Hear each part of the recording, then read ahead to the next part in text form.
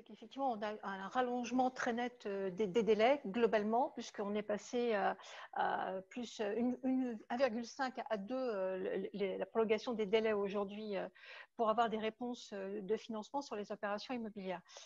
Et je ne parle pas voilà, du rallongement donc, des délais et des conditions suspensives. On a également une augmentation des taux d'intérêt. Nous, on constate entre 0,2 et 0,5% quand même depuis un mois d'augmentation de ces taux d'intérêt. C'est plus moi, j'ai plus une interrogation en me disant aujourd'hui, on sait que la grosse majorité de notre marché immobilier est à nécessité de se financer auprès des banques pour réaliser les opérations, qu'elles soient à but de résidence principale ou d'investissement.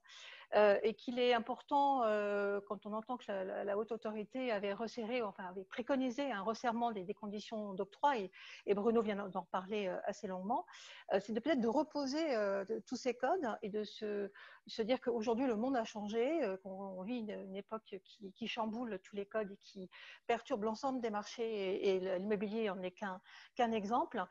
C'est de voir comment on peut porter ces financements peut-être autrement et en tout cas plus rapidement. L'allongement des délais par rapport aux professionnels de l'immobilier, c'est vrai que pour nos entreprises, c'est une vraie problématique.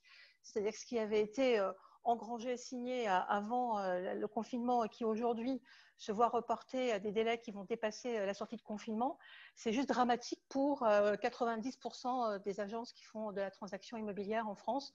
Et là, je sors du cadre du réseau Orpi, hein, bien entendu.